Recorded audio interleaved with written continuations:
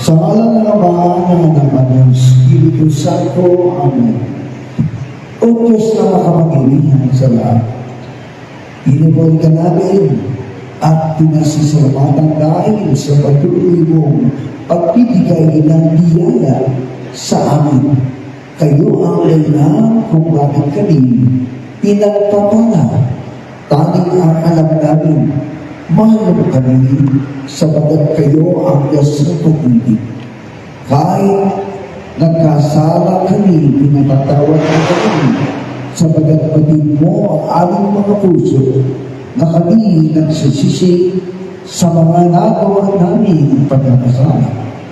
Pagpalain mo ang oras ito, ibigay mo sa amin ang pag-unawa sa mabuting balita na siya ang magbibigay sa amin ng kalakasan, kagalingan at kalutasan sa aming mga kaibigan. I-bless mo po ang inyong lingkod na mapuspos sa kanilang espiritu upang maihayag ko ng malinaw at angkop sa aking mga kapatiran. Nang sa gayon, matanggap nila ang tagumpay na iyong banal na salita. Ay palamang tanggapin mo ang aming papuri at pasalamat at kalwalati at pagpakailanman pamaan. Sa ngalan ng Ama, ng Anak at ng Espiritu Santo. Amen. Purihin ang Panginoon. Purihin ang Panginoon. Si Cristo ay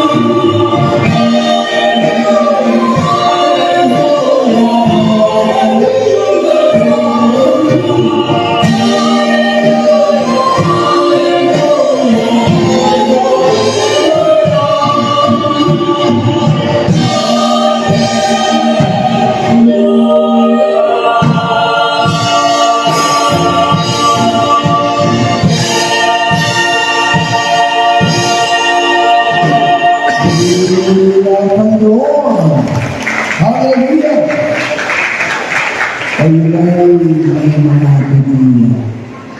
Itaas nyo kung may dala kayong Biblia. Itaas nyo sa Panginoon. Wala na. Okay. Yung mga Biblia ay nasa cellphone na lang. Okay. Pero okay na. Okay.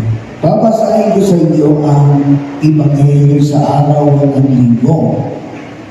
Ebanghelyo ni San Lucas, chapter 14, verses 1, 7 up to 14. Babasahin ko pa sa inyo. Isang araw ng pamamagitan, si Jesus ay inanyayahan kumain sa bahay ng isang pinuno ng mga Pariseo at binantayan nilang mabuti ang kanyang mga kilos.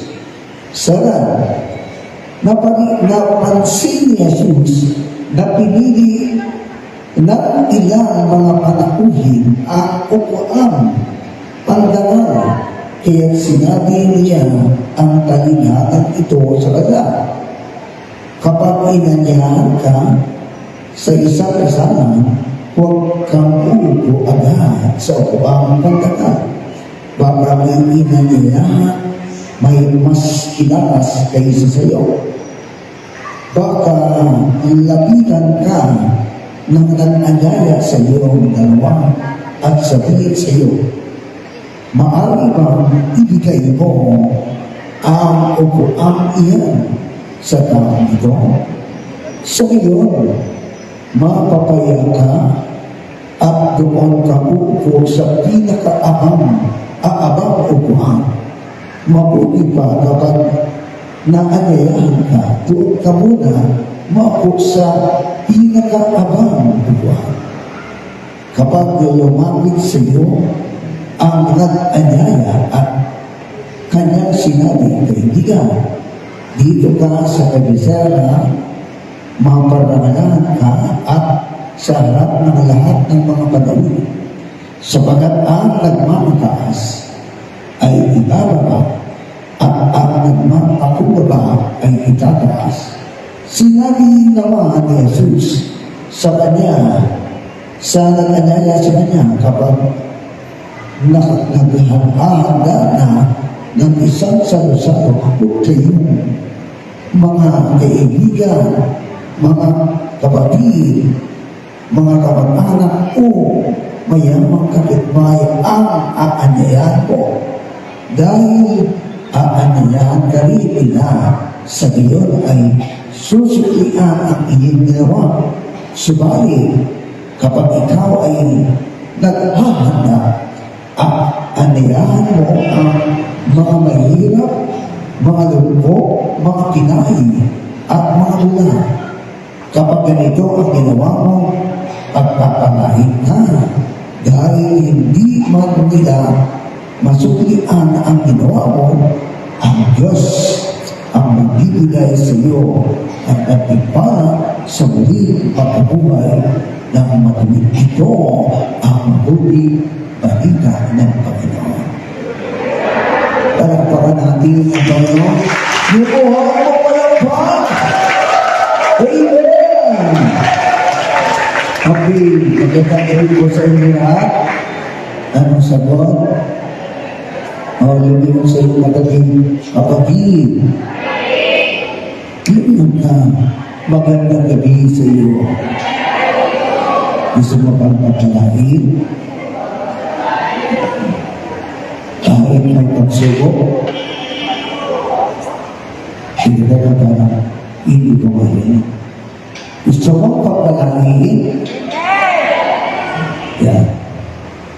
Kahit may pagsubok, kung ganon, ngayong gabi ay bubuhos ang biyak o Panginoon. Ibuhos mo!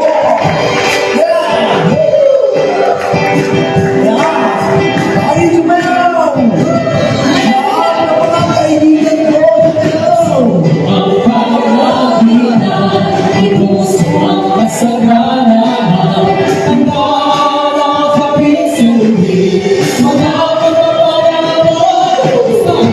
Sa luwag kalangitan, ibuso ang kasaganahan. Handa kami sa lubi, mga pagpapalang mo. Ibuhos mo, ibuhos ang ibuhos mo, ibuhos mo sa bagay ko. Ibuhos mo, ibuhos ang ibuhos mo, ibuhos mo sa pamilya ko. Ibuhos mo, ibuhos mo, ibuhos ang ibuhos mo, ibuhos mo ang para ko. Sa luwag kalangitan, ibuhos ang kasaganahan. Handa kami sa lubi, pagpapalang mo. Sa luwag kalangitan, ibuhos ang kasaganahan. Handa kami sa lubi, pagpapalang mo. Ibuhos mo, ibuhos ang ibuhos mo, ibuhos mo sa bagay ko. Ibuhos mo, ibuhos ang ibuhos mo, ibuhos mo sa pamilya ko. Ibuhos mo, ibuhos ang ibuhos mo, ibuhos mo sa kagaya ko. Ibuhos sa kagaya ko, ibuhos sa kagaya ko. Siya ang kakabit mo, at dahil mayaman siya, mayaman ako. Ibuhos sa kagaya ko, siya ang kakabit mo, at dahil mayaman siya, mayaman ako. Ito na lang ito,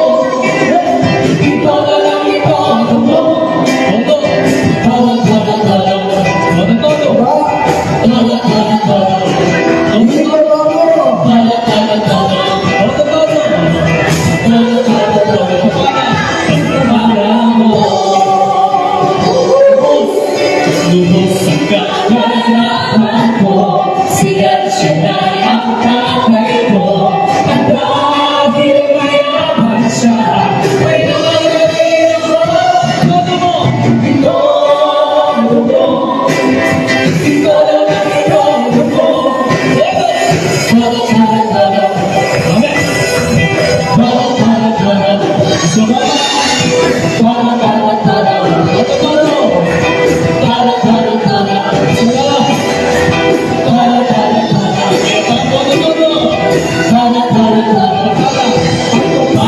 mo?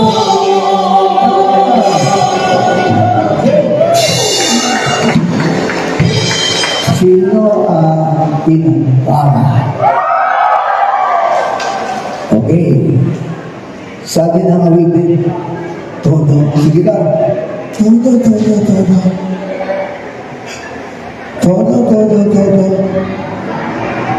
Wala na. Sige lang. Todo.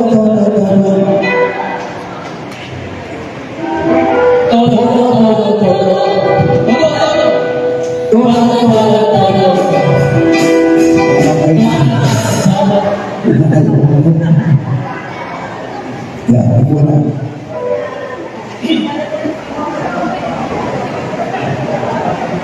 Ang biyaya ng Diyos ay todo. Kaya hindi kayo lalabas dito na walang pagpapala. Amen. Lalabas kayo. Mayroon biyaya kayong tatanggapin. Kasi pag sinasabing, todo, ibig sabihin lahat ng pera mo, itinodo mo na. Amen. Ngayon, sino sa inyo ang nandito kung nakalaang sa Friday? Sino? Kasi nung Friday may gawa pa tayo. Wala. Nung Friday. Wala kayong gawain? Meron. Meron. Okay. Sasabihin ko sa iyo. Nung Friday po ay ang topic ay ano? Mag-ipon na naman. Kung kayo ay pumunta, ang topic doon nung nakaraang linggo ay mag-ipon na naman. Kapatid, ang gusto ng Panginoon, tayong lahat ay makapasok sa pintuang mag-ipon. Pero sabi ng Panginoon sa Biblia, Ginoo, kakaunti pa ang makakapasok. Sino ang gusto makapasok sa mag-ipon na daan? Wow! Yung iba ayaw. Ulitin ka, sino ang gustong pumasok sa mag-ipon na daan? Yan po ang kaligtasan. Okay. Ito ang sabi ng Biblia. Makinig kayo. Sabi ng Biblia, sa Matthew 16, verse 24, anong sabi yan sa English? I-Englishin ko muna. If you want to follow me,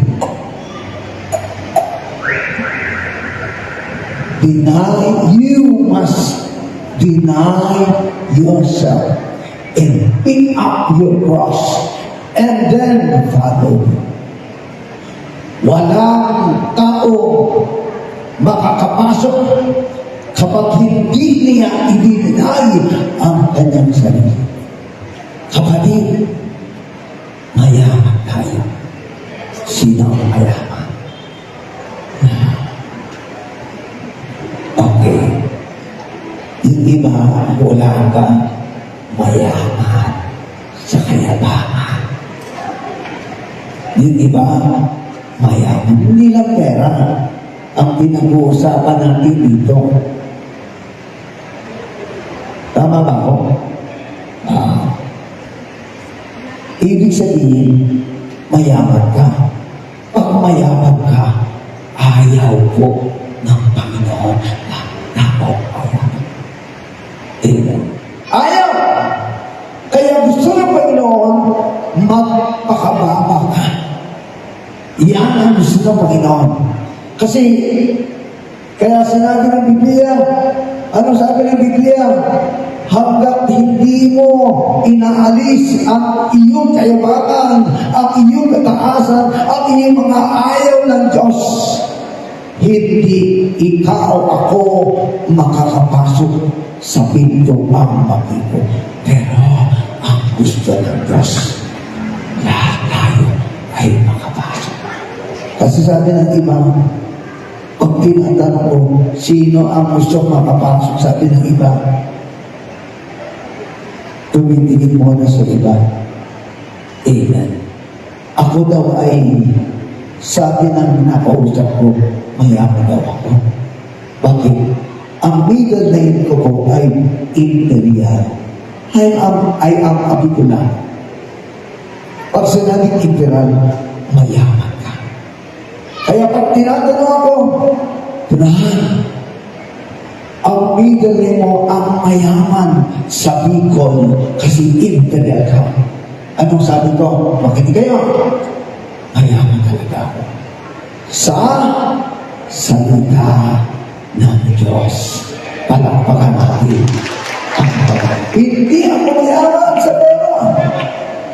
Pero nagsusumikap ako na maging mayaman ang aking sarili. Kaya hindi ka makakapasok. Kaya kung ikaw ay wala na, hubad ka nagpapasok sa pintuang makipot, yan ang gusto mo ito. Lahat tayo ay makakapasok. Ngayon, ang topic ngayong gabi ay ito, kailangan to. Isa ito sa mga ugali na makakapasok ka sa pintuang makipot. Ano? Una, kababa ang loob. Uulitin ko, mababa loob. Pag ikaw ay inaanayahan, dapat mababa ang iyong loob. Pag ikaw ay nag-aanyaya, dapat ikaw ay hospitable. Amen. Yan ang ugali ng mga Pilipino. Hospitable. Amen. Kahit wala nang makain ang pamilya, talagang ipapakain pa yan sa iba. Bakit hospitable ka? Ngayon, gusto makapasok sa makipot na daan, taas ang kamay. Yan. Alam niyo, pag isang kamay lang yan, mahirap yan. Kasi yung kalahati, parang yung isa nakapasok, yung kalahati, hindi. Yan. Dapat, dalawang kamay, sabay palakpak sa Diyos. Amen. Ang totoo, mababa ang loob ay ito. Makinig kayo. What is a true humility? Okay, una, kinakailangan kahit sino ang ma-assign sa iyo, nakikinig ka. Bakit? Mababa ang iyong kalooban. Sabi ng Biblia, you do not think highly sa mga tao. Amen. Kapag may mga tao, dapat mamamaalog ka. Pag may nagsasalita ng tao, dapat mababay ka. Iisipin mo, mas magaling sa akin yung nagsasalita. Dito po, may mga klase ako dito sa sinigaw. Pero alam nyo, mababa ang kanyang kalooban. Bakit? Naglilingkod siya sa kanya. Ito, si brother ay dalawang pinagtapusan ko po. Ako ay nag-graduate ng CDW. Nag-graduate din ako ng masteral. Pero bakit naglilingkod ako? Kasi hindi mabibili ng pera ang paglilingkod sa Panginoon. Palagpakan natin. The true humility, yung asawa ko po, makinig kayo. Yung asawa ko ay dalawa din ang pinagtapusan. Siya ay natapos ng accountancy at natapos siya ng elementary education. Pero anong ginawa ng misis ko? Magmula nang nabasa niya ang Matthew 25 verse 40, kung ano man ang ginawa mo sa maliit mong kapatid, ginawa mo sa Diyos. Palakpakan natin. Kaya ano ginawa? Isinuko ng misis ko ang sahod niya ng 72K per month. Amen. Bakit? Naglingkod na sa akin. Eto, makinig kayo. Para malaman niyo po, yung iba hindi alam, yung iba alam, si Brother Ed po ay nagkasakit. Kaya nung ako ay magkasakit, ang sakit ko ay hemorrhagic stroke. Naghimala ang Panginoon sa akin. Kasi sabi ng doktor ko, lahat ng bumababa dito na may hemorrhagic stroke ay namamatay. Kung ikaw, buhay ka, palakpakan natin. Ibig sabihin, lahat tayo na nandito ngayon, kung kayo ay may kailangan sa Diyos, maghihimala rin ang Diyos sa inyo at sa akin. Amen. Bakit? Iisa ang ating Panginoon. Kaya dapat ang totoong mababa ang loob para ikaw ay makapasok, dapat iniisip mo na ang iba ay mataas kaysa sa iyo. Huwag mong isipin na yung na-assign sa inyo, kilala ko yan. Alam ko yan. Hindi yun ang aral. Ako, nag-aral ako. Ako, si ako, Hallelujah. Amen. Pangalawa, dapat ang totoo kababaang loob ay ang matulad ka sa bata. Sabi ng Matthew 18, verse 4, unless you become like little children, you will not enter the kingdom of God. Kaya makikot ang daan. Hanggat hindi ka matutulad sa bata, hindi ka pag-aaral. Bakit ang bata ay mapagkumbaba? Amen. Alam mo ba mga ilang taon na lang? 68. Hindi ko sinabing ikaw. Mayroon mga tao. Sabi na, ako, magdadaan ko na sa aking pagkain ang pagpapatawad ko sa kanya. Pero ang bata, kaya sinasabi ng Biblia, hanggang hindi ka matutulog sa bata, hindi ka paghahalian ng Diyos. Bakit? Ang bata, ngayon kaaway mo, tapos maya-maya kasundo mo na. Kaya dapat, para ikaw ay makapasok sa pintuan, makipot, dapat matulog ka sa bata. Palakpakan natin. Yan ang mabuting balita.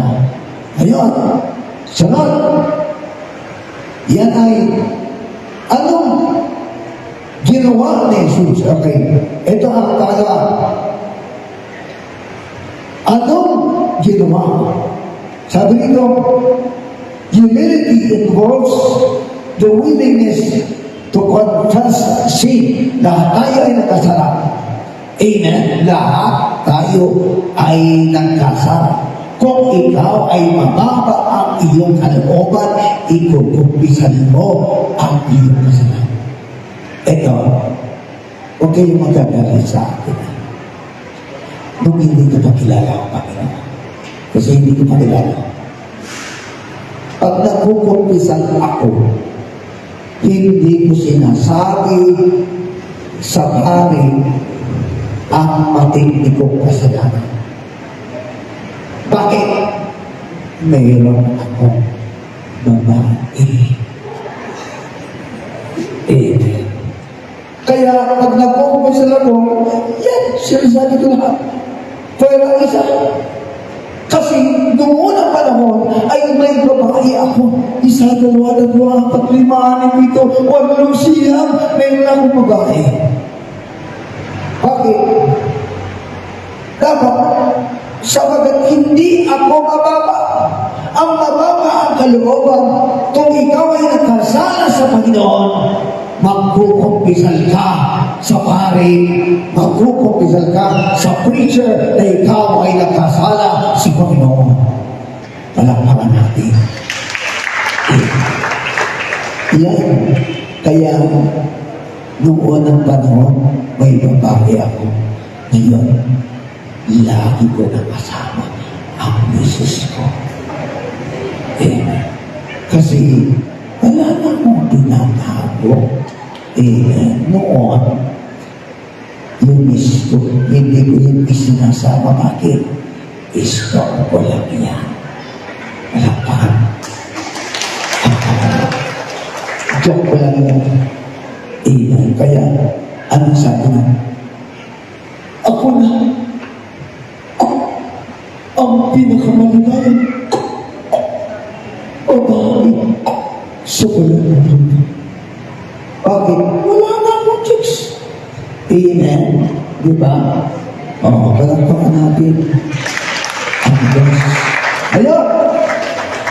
Kapatid, kinakailangan, ano ang ginawa ni Jesus na maging humble siya? Sabi ng inarit nila, ang Diyos ay dakilang hari. Ito, makinig kayo. Anong ginawa ni Jesus para maging humble siya? Una, di ba? Si Jesus is the King of Kings, yet his royal procession, he rode on a donkey. Kahit siya Diyos, kahit siya hari ng mga hari, sumakay siya sa donkey. Ito, mayroon akong nabasa o nakita. Siya ay hari ng isang bansa. Pero alam mo, ang damit niya, puro ginto. Ang korona niya, puro ginto. Ang kanyang sapatos, naninilaw din sa ginto. Ibig sabihin, siya ang hari ng bansang yun.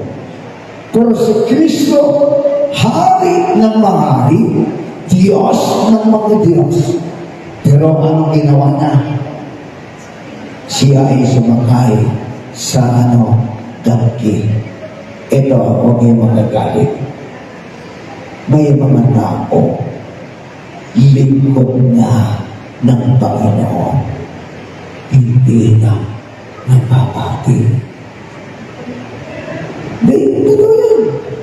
Meron, hindi ko sinasabi dito, baka di ako pakainin. Meron mga taong laman daw ng simbahan, pero hindi na namamati. Panginoon, lingkod na ini. Di ba, akala nila, sapagat sila ay malapit sa pari, sila ay mataas na. Hanggat hindi ka sisisi at tumatalikod sa ipasalanan, hindi ka makakapasok sa makipot na daan. Palakpakan natin. Ito, pangalawa. Ito ang pangalawa. Sabi po dito, Jesus is God, yet He made Himself nothing. And suffering death on the cross.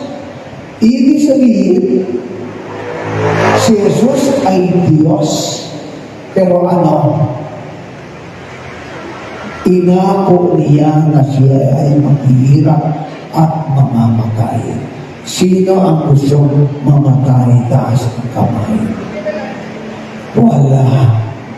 Mas ako parang ayaw ko bang mamatay?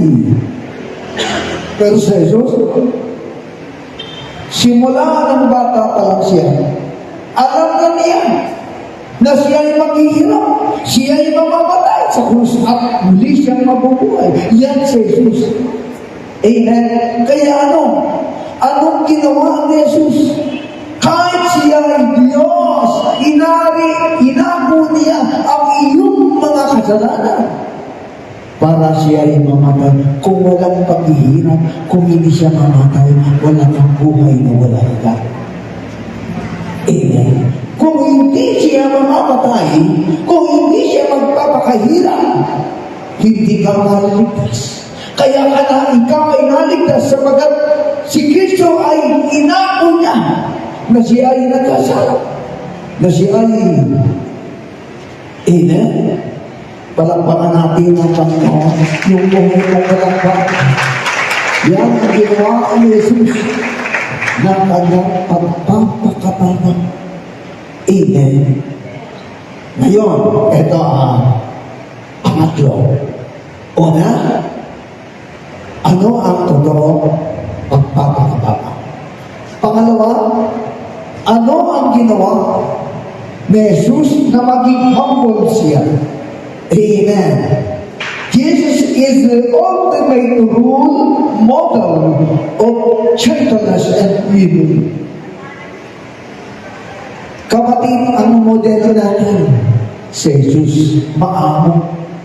In Matthew 11:29, ano sabi niya? Maama ako. Matututo kayo sa akin pag nagpakumbaba kayo. Matututo kayo sa akin. Matthew 11:29.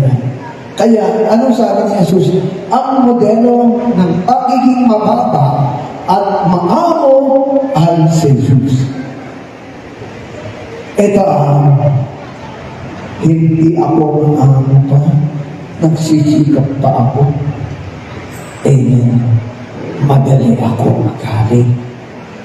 Sabi ng Jesus ko, makinig lang. Imbes na magaling ka, dapat manalangin ka. Ay, hindi naman ako makapanalangin ng bigla-bigla hanggang hindi mo mababa ang aking galing. Kaya, kapatid, hindi ako maamo. Pero si Kristo, maamo. Bakit? Pinapatay na o kaya hinahagawin na. Anong sabi niya?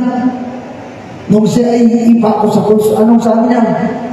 Patawarin mo siya. Pagkat hindi nila alam. Ang kablang ginagawa. Pero alam ni Jesus. Mababa siya. Kasi kahit nagkasala ka, kahit nagkasala ang mga tao, sinabi ni Jesus, mababa pa rin ang kanyang kalooban. Kaya ang modelo ng mababa ang kalooban, si Jesus ang modelo. Palakpakan natin ang Panginoon. Modelo. Ang mga tao, huwag kayong magagalitan. Sabi ni Brother Mike, pag nagagalit ka daw, ang maamang mo ka ng tubig para hindi ka makapagsalita pag nagagalit ka. Kaya ang modelo pala, si Jesus, kung gusto mong maging maamo at gusto mong maging mababa ang kalooban, ang modelo natin, si Jesus, palakpakan natin. Yung buhay na palakpak sa Diyos. Amen. Ngayon, paano tayo magpapakumbaba? Ito ang tanong. How do I become humble? First, humility comes when we recognize that we need God and that God is the one who meets our needs. Ibig sabihin, kapatid, alam ng Diyos na may pangangailangan tayo. Amen. Kahit ikaw ay mayaman, kahit ikaw ay malakas, kahit ikaw ay lahat ng positibo, ngayon ka, kailangan pa rin natin ang Diyos. Ito, may mga tao. Ito. Kapag kayo ay nagpatayo ng bahay, huwag mong sabihin, iyan ay pinatayo ko yan dahil ako ay masipag. Di yan pwede. Dapat sabihin mo, ang Diyos, dahil sa tulong ng Diyos, natin patayo ko ang bahay. Hindi pwedeng ikaw lang. Kasi yung Panginoon ay tumulong sa iyo. Eto, kaya ako sabi ng iba, wala ako. Iniinom na ako. Kapatid, okay lang yan. Kaya lang, dapat ang ginagawa mo para ikaw ay mababa, aminin mo na kahit ikaw ay mayaman, aminin mo na kahit ikaw ay malakas, aminin mo na ikaw ay kailangan mo pa rin ang Diyos sa iyong buhay. Palakpakan natin ang Panginoon. Amen. Kaya dito, humility comes from developing sympathetic and tender hearts towards other. Ayan, okay. Kapatid, kilala mo ba yung nakapala? Yung nakapala ito, kilala mo ba? Kilala mo? Hindi mo kilala. Dapat, makinig yan, dapat makakilala kayong lahat. Alam mo, may napuntaan ako, may minta sila. Okay, anong pangalan mo? Cesar. Josesa. Dapat may name tag ka ng Josesa para hindi ka tatawagin ng ano. Di ba? Sister Josesa. Ano pangalan mo? Mayla. Mayla. Okay. Dapat may name tag ka. Bakit? Hindi ka tatawagin. Kasi ang alam ko lang, yung kaya kilala ko. Kilala mo, di ba? Lagi mo yung kasama sa akin. Okay. Saka, yan. Yan kasama. Sa ayaw yung aking klase. Pero, mother mo yan. Friend mo, okay. Kilala mo na. Brother mo. Ito. Yung misis ko ay kumain. Kumain siya. Tapos, inisip niya na dapat makatulong siya sa iba. Dapat, you have a sympathetic mind. Maawain ka. Yung misis ko, hindi pagkatasama ko. Maawain niya. Kapag mayroon yan, taong nakikita, natutulog ang kanyang puso. Sabi niya, ititira ko pagpagkain ito at ibibigay ko sa taong nangangailangan. Ibig sabihin, you and I have a sympathetic mind to others. Ibig sa iba. Yan ang gagawin mo kung ikaw ay sympathetic ka, makakapasok ka sa makipot na daan. Bakit? Ikaw ay namahabagin sa iyong kapwa. Palakpakan natin ang kapwa. Amen? Okay. Serving other people will develop humility in us. Pag nagsasalita sa ibang tao, nade-develop ang iyong kababaang loob. Ako, pumunta ako, naging head ako ng Pampanga. Okay. Siyempre, bilang preacher, ay pumunta mo muna kami sa obispo. Courtesy call. Ibig sabihin, sa courtesy call, nakita ko ang ugali ng bishop. Okay, una, siya ang nagbigay ng upuan namin. Diba? Siya ang nagbigay ng plato namin. Siya ang nagbigay ng kakainin namin. Ibig sabihin, obis po siya. Kapatid, yung iba, pare pa lang. Akala mo, kung sino na. Hindi ko sinasabi yung pare dito. Amen. Mayroon akong kilala ang matali. Akala nila, yung pare dito makain. Amen. Kasi may nakita ko, pare pa lang. Akala mo, kung sino na. Diba?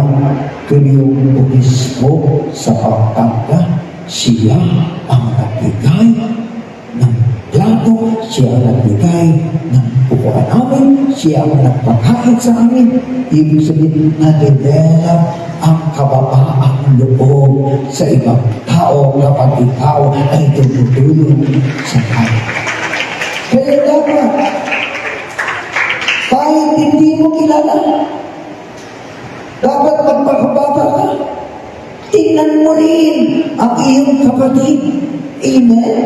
Hindi man kayo lugi sa akin. O, diba?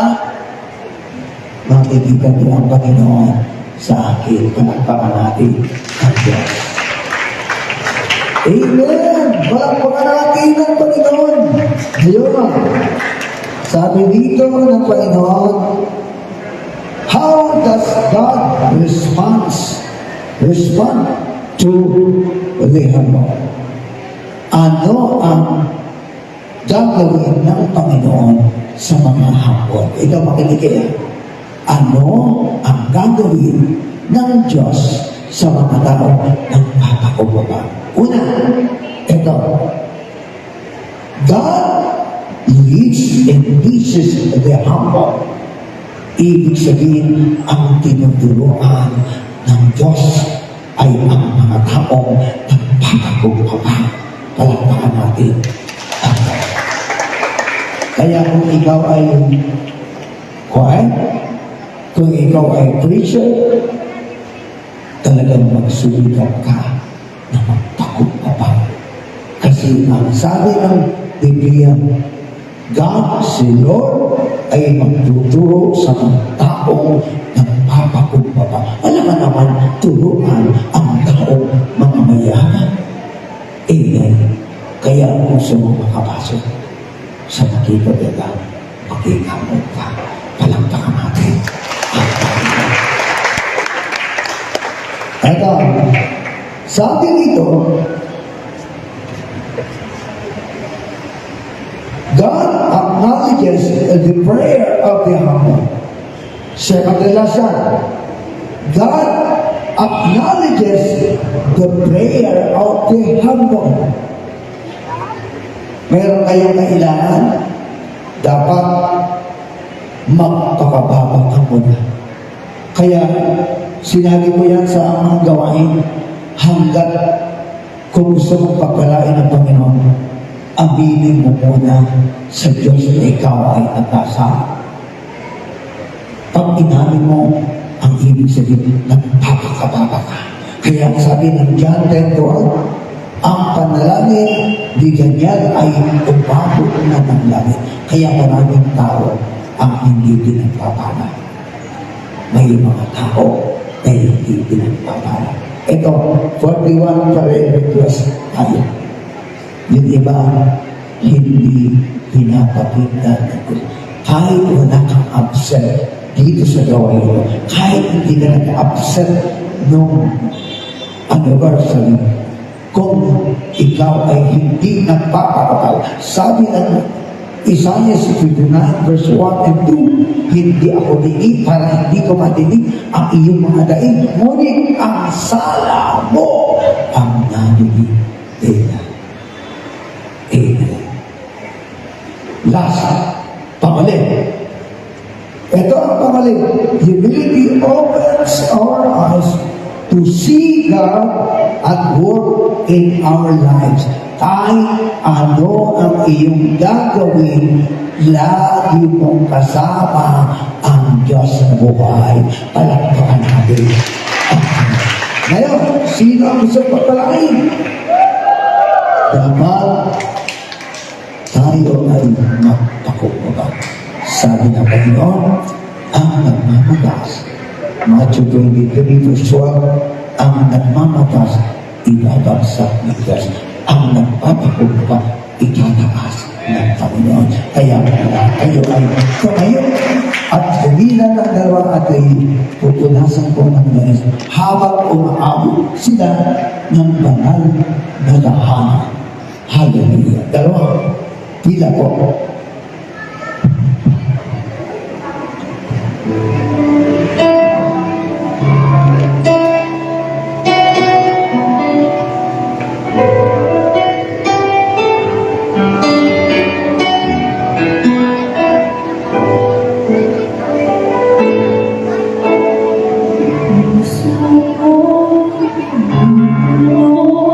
Sion,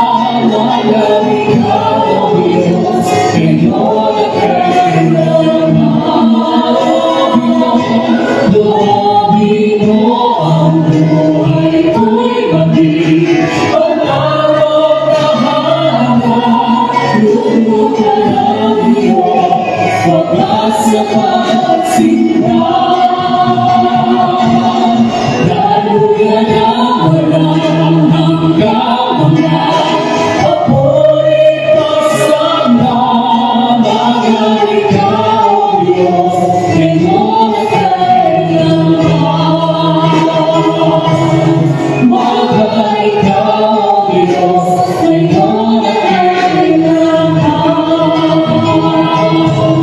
Mahal ikaw, Diyos, ngayon at kailanman.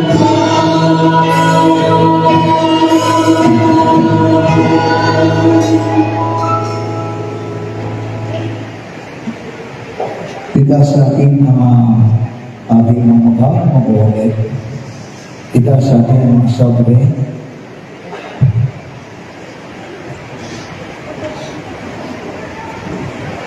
Panginoon, sa oras ito ay nakakatulwa kami. Turuan mo kami magpakumaga para kami makapasok sa buhay na walang ikaw. Turuan mo kami na magsisi sa aming mga kasalanan upang sa oras na ito ay maging kalugod-lugod kami sa iyo. Pagpalain mo ang mga buhay na ginagawa mo. Sila rin ay may mga kailangan. Pagpalain mo ang instrumentals. Sila o Diyos ay may kailangan din sa iyo. Pagpalain mo ang lahat ng may karamdaman ngayon. Pagilingin silang lahat ang tubig asin na itinatas lamang maging langis ay magsilbing kagalingan sa mga taong may karamdaman. Panginoon, ang lahat ng ito, maging ang mga manggagawa sa lugar na ito ay pagpalain mo rin sapagat sila ang ginamit upang ipalaganap ang mabuting balita. Pagpalain mo po si Raya, Amerika, na kung saan ipapagawa niya ang mabuting balita ng kaligtasan. Kaya naman ay palamang ay napasalamat kami at ibinabalik namin sa iyo ang patuloy pasalamat magpakailan paman sa ngalan ng Ama ng Anak at ng Espiritu Santo. Amen. Purihin ang Panginoon. Amen. Next Friday, salamat sa Panginoon. Thank you, Lord. Thank you, Jesus. Good night, everyone.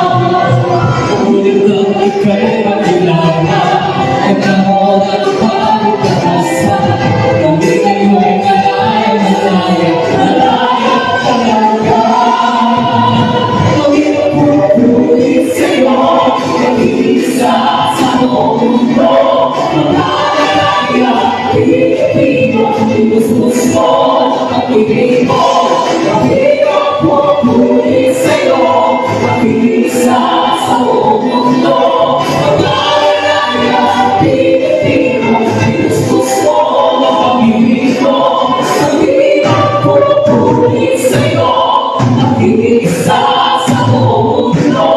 Mga malayang Pilipino, Christmas mo ng Panginoon. Panginoon, pupunin sa'yo